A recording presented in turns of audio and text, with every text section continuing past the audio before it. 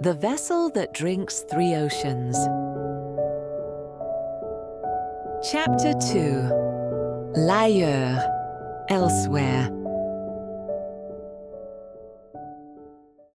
The footsteps at the threshold belonged to a woman in her 40s, dark hair cut very short, a steward's apron tied over a charcoal dress. She came in carrying a tray with a single small cup on it. The cup was placed on the table by the window, right next to the clicking bone needles. No words were exchanged. The needles continued. The steward turned and went out the way she had come, the apron strings shifting once at the small of her back. "Lena." The voice had come from the corner table. Lena turned. The head bent over the drafting paper did not raise. The pen continued its slow, continuous arc along the paper for another full second, and then stopped at the end of a stroke, in the natural pause where a fountain pen lifts to be inked. He did not look up at her even now. Only the nib, suspended a half centimeter above the page, registered that something else in the room had happened. She had not given anyone her name. "How do you know that?" she said. "It is on the manifest."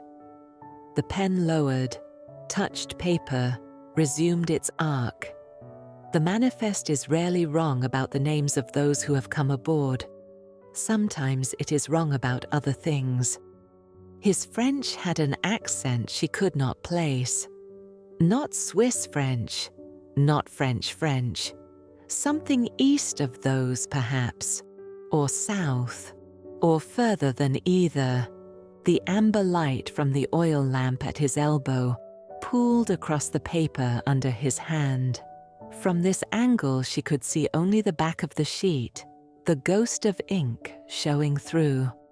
The shape of what he was drawing was something like a coastline, or the long, slow curve of a river bend, traced in fine indigo lines that branched and rejoined.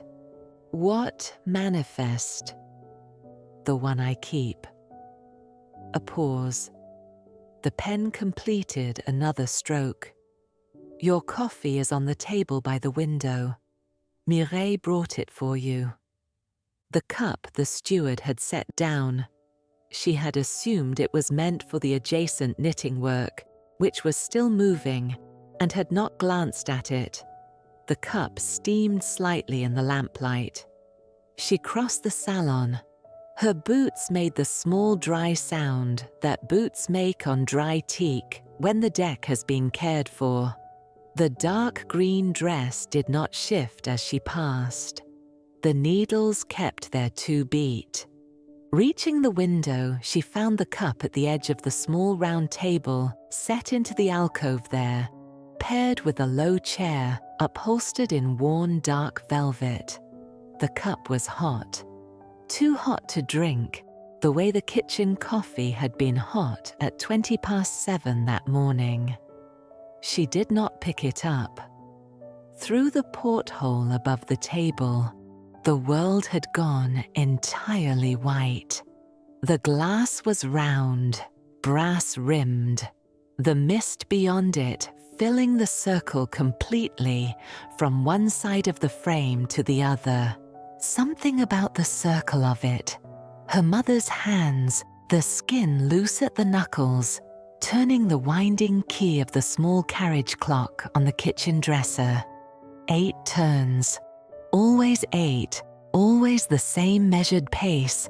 Every morning, Lena had been old enough to stand beside her and watch. She had counted along once, silently, matching each rotation on her own fingers. Her mother had not acknowledged this and had not stopped. The 8th turn completed. The key came to rest on the dresser wood, and the clock's ticking came back to the kitchen, filling the room as water fills a glass. From the bottom up. No harbour lamps, no silhouette of the Italy, no promenade. The mist outside the glass, was uniform and complete, the soft total white of a fog bank seen from inside. She sat down. The chair received her in the way old chairs do, when they have been sat in many times by many people. Not new, the cushions settled, the springs adjusted to a generous shape that any human shape could find comfort within. The cartographer. She thought the word before she had decided he was one, from the way the pen moved, from the shape of what was emerging on the paper. She filed the word and watched. His hand was steady, not the steadiness of the young, which is unconscious and looks like nothing in particular, but the steadiness of long practice, which is visible because it has been earned. The pen rested across the joint of his middle finger and the side of his index, the thumb only confirming. No grip, no tension running up the arm. A second slow scratch. Then the pen lifted, dipped, came back to the page. "You will want to see," he said, without looking up. "It does not begin until you have." Begin what? Whatever it is going to be. The answer sat in the room. Through the porthole, the white had thinned slightly at one edge. A patch of pale grey, perhaps water beneath, perhaps only thinner mist. It thickened back almost at once. The boy was no longer standing in the middle of the salon. No witnessed departure, no registered step. The corridor he had emerged from was empty. The doorway a soft rectangle of warmer light at the back of the room. She stood. The cup on the small table beside her exhaled steam into the lamplight. The smell rose with it. Dark roast, well made. The slight bitterness of a bean that had been roasted to the edge of where roasting should stop. The smell of a cafe she did not know. Her boots took her to the porthole on the starboard side. She set both palms flat against the glass. The glass was cool, not cold. The faint outside chill of the lake morning came through the glass, a degree or two colder than the salon. The glass thrummed at a frequency below hearing, the way windows in moving vehicles thrum when the vehicle is moving, and the air outside is producing its own small pressure differentials. The ship was underway. No engine. The thrum continued. The hand against the glass tested for it again. The thrum continued, low and even, with no interruption that suggested a piston or a turbine or any of the mechanical sources she had stood near in her life. Whatever was moving the vessel was moving it in some other manner. Outside the porthole, the mist began to alter. Color came into it. The grey-green that had carried in the upper layers of Léman, the snow melt and the Rhone silt and the mineral chemistry of an enclosed alpine lake started to leach away, gradually the way a solution changes when you add something to it. The green left first, then the grey. What remained was blue, and the blue was unlike any colour she had looked at through any porthole or window, or from the deck of any paddle steamer, on any clear day she could remember. The blue of depth, with nothing below it to reflect. The harbour was no longer the harbour. She watched until the last of Lausanne dissolved into white and then into blue. The amber light of the city had gone first, given to the mist, and then the shape of the hill beneath the cathedral, and then the line of the shore, the plane trees, the promenade lamps, the bakery awning, 2 buildings down from her apartment, a thing she could not have seen from out here, even on the clearest morning, and which she found herself aware of having lost anyway. The blue was complete. She turned from the porthole. Looking up was the first instinct.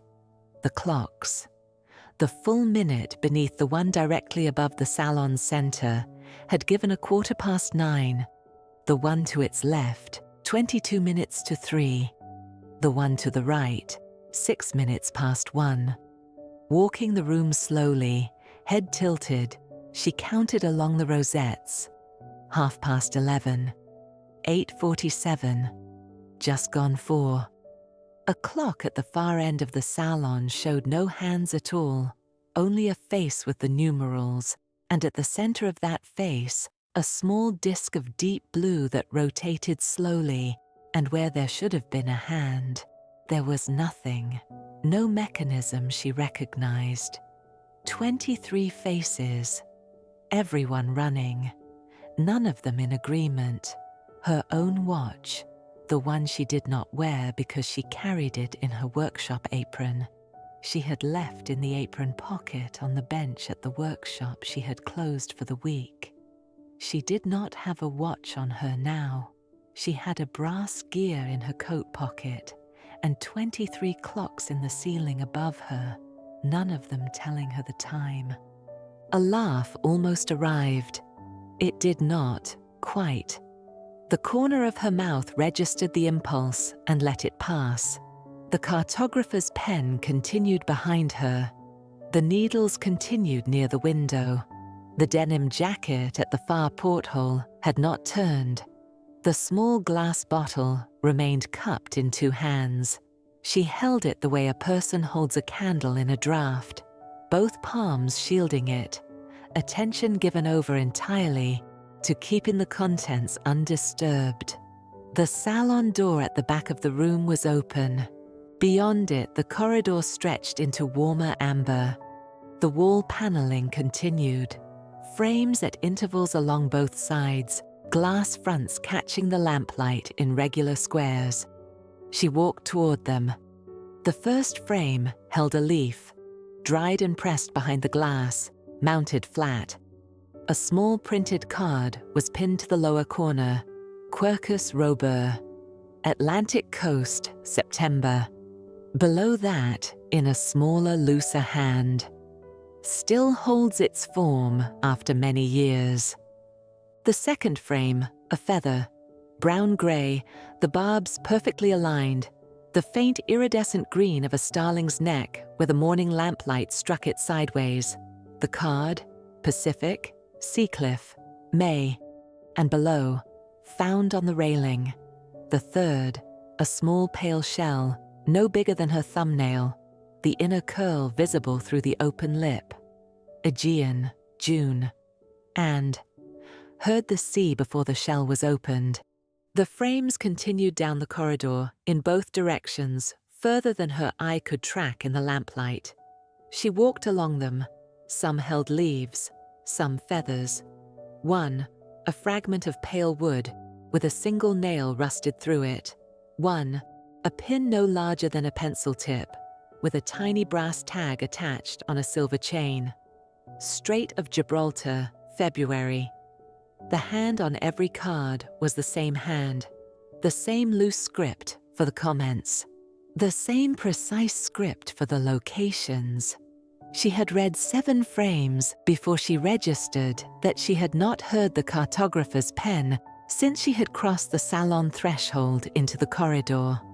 The salon's quiet had been one quiet. The corridor was another. A footstep behind her. Not the boy. Something heavier and softer at once. A step that registered weight, but registered also the wish to register as little weight as possible. She turned. The denim jacket was a few paces back. The small glass bottle still cupped in 2 hands. Closer up, the bottle was clear, the size of an apothecary vial, and what she had assumed to be empty was not. The hands shifted, and a faint pale curl inside the glass shifted with them, looking at first glance like steam, and on the second glance like nothing she had a word for. The corridor had been walked in the way of someone familiar with it, without looking at the frames at all. "You are at the leaves," the voice said.